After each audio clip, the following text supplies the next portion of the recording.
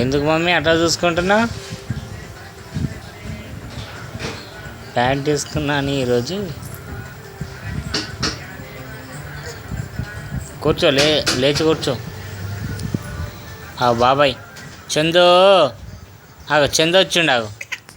చందు వచ్చిండు, నిజం. అరే చందు, బాబాయ్ చందు బాబాయ్, నన్ను నిజంగా మన బాబాయ్ వచ్చిండు. చందు